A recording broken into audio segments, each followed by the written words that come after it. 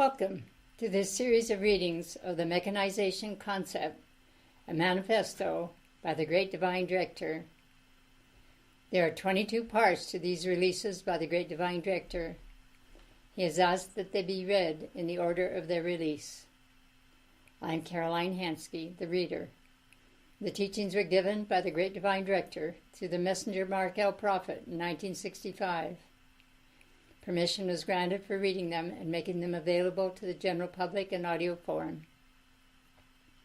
These readings are from Mark and Elizabeth Prophet, The Mechanization Concept, The Mysteries of God on the Creation of Mechanized Man, Pearls of Wisdom, Volume 8, Teachings of the Ascended Masters, Summit University Press, copyright Church Universal and Triumphant, 1965.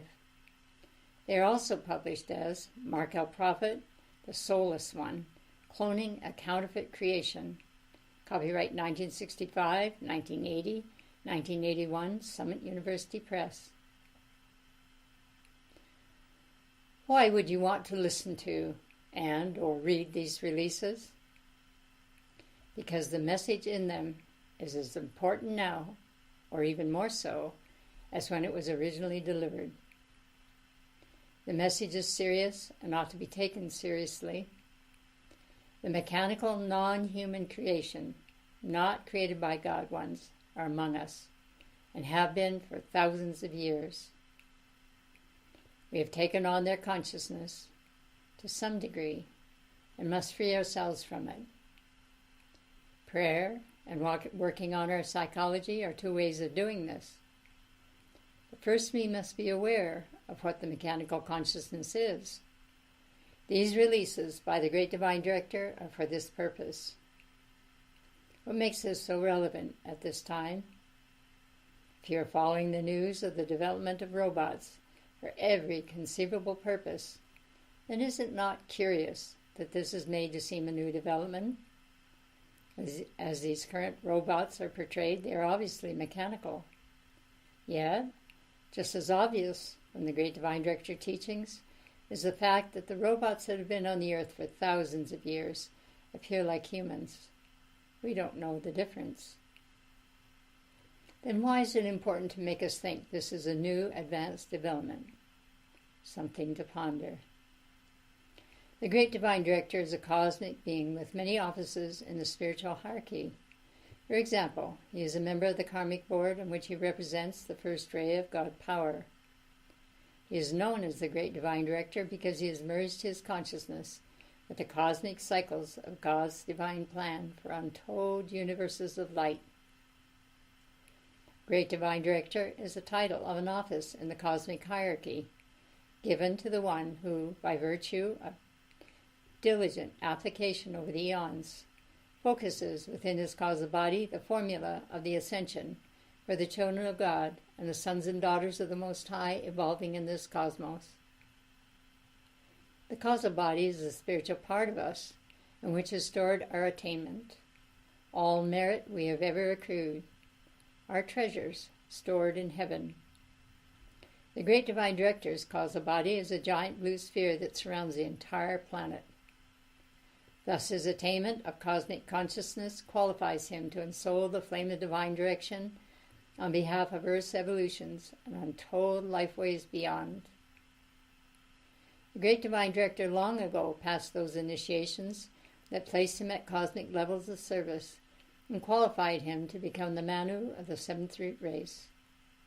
A Manu embodies the archetype for an entire life wave of souls who will incarnate on Earth at a certain period, including the divine image and likeness out of which they are made and the pattern of their destiny. The seventh root race is destined to embody first in South America under the Great Divine Director, and so he presides spiritually over the continent of South America. He is then the lawgiver and sponsor of the seventh root race, the one who holds the blueprint for the entire race of the souls who begin their embodiment in the age of Aquarius that is now dawning. Godfrey Ray King, author of the book, The Magic Presence, describes the Great Divine Director in it. This majestic being stood fully 6 feet 4 inches in height, with wavy hair that fell to his shoulders and looked like sunshine on gold. His robes glittered with points of light like jewels that flashed continually with the tremendous radiance of the power held under his control and obedient to his conscious direction. The girdle encircling his waist was a mass of sapphires and diamonds. From it hung a panel to a few inches below the knees. This also was a mass of jewels. End of quote. The great divine director has said, I pray that you will call to me, for I have within my consciousness the scroll of the divine plan for every living soul on Terra and in the vast beyond. The Mechanization Concept, a manifesto by the great divine director, Part O, Opportunity. To the avant-garde of the light, the gift of God's opportunity for deliverance is given. By that great openness of spirit that is the true mark of the heirs of Christ, seize it to challenge the mechanized inertia of the righteous and the mechanized righteousness of simulated man, who pledges allegiance to the ladder of the law in church and state, while betraying the spirit of the Lord and his blessed children.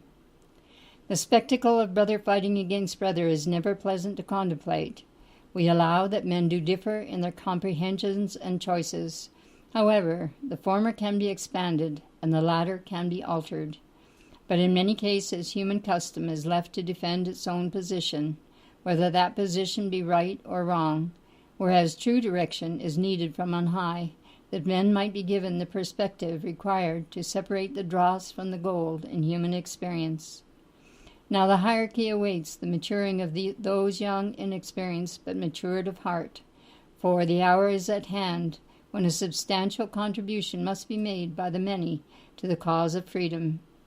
The longer men ignore the current dangers and threats to righteousness and progress, the longer they are content to be distracted from the mainstream of divine thought by selfish side issues of a personal nature, the less chance men will have of winning the battle without intense hardship.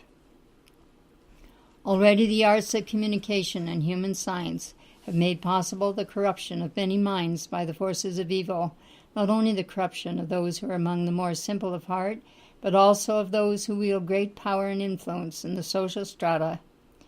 Scattered among those who have been corrupted and know it not are those blessed souls who stand as pillars of strength to foster courage and nurture the afflicted at every level. Lesser men look to these as unto the hills for help, for such are the friends of righteousness and freedom. In every age, men and women of this noble pedigree have been scattered across the face of the earth. Strangely enough, the infamous blackguards of civilization who have caused wanton death and destruction and untold agony to mankind have often been given greater place in history than have the noble. But in the annals of God, the chronology of the righteous is enduring, whereas even the records of men fall into decay. Custom changes, and old things are renewed, while the horizons of the heart stretch out from plain to mountain height. Now, lest this season pass without that measure of progress which the hierarchy intends, let us turn our attention from the oppressors and the oppressed alike, and let us think of this day as one of opportunity for deliverance. Is it not written that the wicked are as chaff before the wind? The problem we must face, then, with due objectivity, is not the wicked whose doom is foretold with certainty. On the contrary, our greatest concern is with the inertia on the part of the righteous, who are often content to bask in their own righteousness without accepting the responsibilities of a Christed being, who must exert his total efforts on behalf of God and man, whose duty it is to take his stand in the lists of light and to do battle with ignorance, malice, superstition, and entrenched evil. Now we do not say that this does not entail risk, for those who oppress mankind are not prone to yield the day without a fight. They are not prone to abandon their cause, be it ever so selfish and puny, for it has become a part of themselves, an old reality for them, as no other thought can be. These have flaunted the law of God for so long that they are a law unto themselves. The righteous, however, must beware of mechanical righteousness, For mechanical righteousness pledges allegiance to the law of God and will obey the letter thereof, while ignoring the spirit and essence of goodness. Among the snares laid by the wicked has been their embracing of organized religion.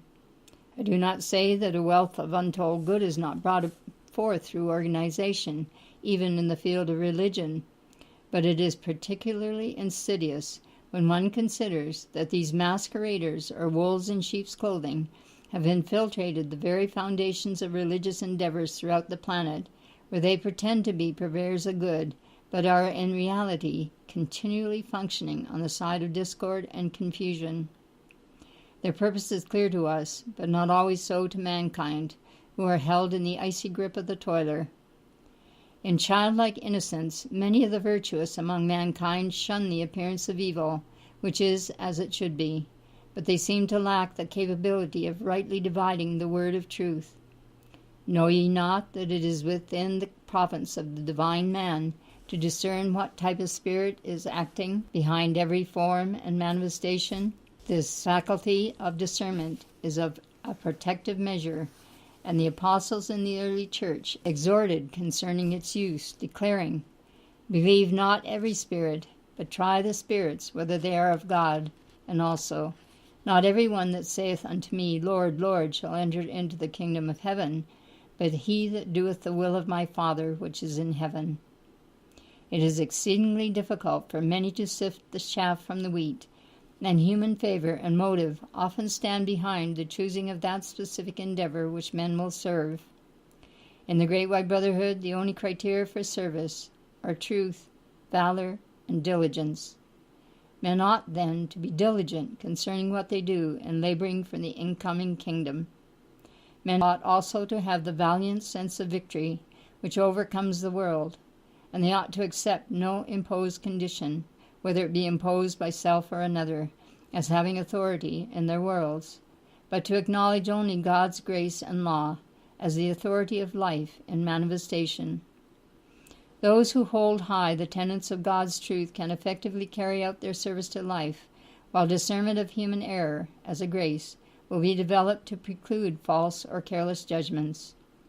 The light itself is far more important than the purveyor of light, and therefore those who give and those who receive the glory of light should do so not mechanically, but with a sense of ever-present wonder. As you know, precious ones, the youth of the world can scarcely wait until they have achieved the enviable and questionable gift of adulthood, whereas many adults become stiffly engrossed in a regimen so fierce as to repel every attempt which God makes to illumine them. Tenderness of heart must be guarded against when it manifests as human sympathy, but it can be considered a virtue of the first magnitude when it engenders that great openness of spirit which is the attunement of the inner ear to the voice of God. Now there are many phases of life upon which we would speak, but these are based upon the experiences of the soul and inner levels. Some would be but little understood by unascended mankind, whereas other points we might call to your attention would find favor with godly men, even though not completely grasped. So then, we conclude that partial grasp is better than none, and we lament not when mankind can find some delight in our expressions, being content in the light of common sense to know that even the greatest of souls are not always able to assimilate in one moment all of the truth of life.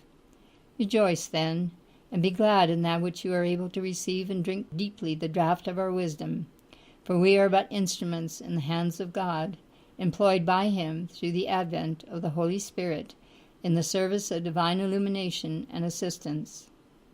Often you have heard it said, "Is more blessed to give than to receive." Likewise, every thought must be guarded, for someone will be the recipient thereof. Some have stressed the need to give first in order to receive, and yet, in completing the cycle, it must be noted that men must first receive, that they may have to give. The receptive and grateful heart, then, plays a tremendous role in overcoming the mechanical sense of the round of earthly enjoyments. For the cup of consciousness, which is filled with Christly grace and divine attunement, runneth over with the mirth of heaven, the joy of the angels, and contact with the invisible hierarchy, which never in all creation could be compared to earthly friendships and pleasures. It is to muster now the children of the light from the far corners of the earth and to build a great circle of intelligent service that we have released this information. It is essential that men understand that we comprise an inner and an outer cosmic circle of affinitized beings. The inner, indivisible circle of the Brotherhood is composed of the ascended masters and cosmic beings together with advanced Chivas upon the earth planet, those individuals who respond to our words and yearn to be a part of the inner circle, those who confess the Father and embrace our ideals and tenets to the best of their ability, who serve in loving cooperation to uphold the principles of the inner circle before mankind. The confessing of the Father before men is the doing of the Father's business referred to by beloved Jesus in his statement to his parents, which was certainly not made out of a mere mechanical obedience to the law, but in the gracious acceptance of his divine mission, certifying to his attunement with God and the heavenly hosts from the earliest years of his magnificent life. It is most unfortunate that the brilliant outreach of God through the descent of his radiance into the density of the world of form, where individuality must be perfected, seems in many cases to fall short of the mark. Such is not the case in reality, for it is human involvement with sense consciousness and the matrices of vice and egoism that blurs the focalizing of the light to mortal eyes and prevents the manifestation of the divine plan. Men may ask, how can this be? Again we cite free will. The absence of grace and the loss of man's conscious awareness of God's effulgent radiance originally came about because of man's own consent, his willingness to accept, to agree with, to sympathize with causes and conditions which were less than God's perfection. All other explanations of man's plight are corollaries to this basic fact concerning human existence as we find it today. It is, of course, indisputable that the power of bad example has frequently caused men to lower their aims. It is also true that many have not correctly understood God's laws and have felt that, in embracing his way, they were moving with a very small group of individuals away from reality and happiness. Little have many of them dreamed of how completely in reverse the true situation was. When, after passing from the screen of life, we show to individuals the record of their existence from the clarity of inner levels, many shake their heads almost despairingly, and standing apart from themselves, they scrutinize with almost total disbelief the outer record of their personal selfhood with its shortcomings and their failure to pursue the high calling of a Son of God. Many have said, I cannot get over it. I do not understand it. Was this being me? Why did I do it? I do not understand it. While others have said, by reason of excuse, in a righteous sense of protestation, I was misled by so-and-so. I was deceived by so-and-so. I did not have a choice. I did not have a chance. Well, precious ones, it is our hope that those of you who read our words and can find in your hearts a measure of acceptance for this exposition of truth will gratefully accept the opportunity life has offered you. Is any sacrifice too great? Is anything you do really a sacrifice in the light of the prize of godliness? Just as in the days of old, when men believed that the world was flat and then subsequently recognized that the world was round, still considering it to be the center of the universe, so at the present hour the multitudes consider themselves and their consciousness to be the center of the universe. Yes, it all revolves around them. On the other hand, Christ-like man sees God as the center of the universe and himself as a star in the firmament of God's being. He shares his light with others and drinks in their light, which is also God's light. Thus we see that the healing of the mechanical attitudes interwoven with religion must be brought about by the true recognition of being itself. So long as men feel separated, they are inclined toward egoism, self-righteousness, self-deceit, and egocentric expressions. When the climb up out of the density of self-awareness is made through the power of spiritual expansion, the domain of man's consciousness is expanded, and he is able to acknowledge victoriously a whole new world as his own being, without false human pride, but with that justifiable satisfaction in the creation of God which may be likened to holy wonder. Men thus come to that purest state of listening grace, where they would rather hear the voice of God than all of the high-sounding phrases of mankind, mere plaudits used to honor their little selves. It is out of this sense of humility that the grace of God is derived, and it is his grace that is sufficient for every human need. Allow and acknowledge, then, that opportunity is the greatest of gifts, and out of opportunity the future is born. Lovingly, the great divine director.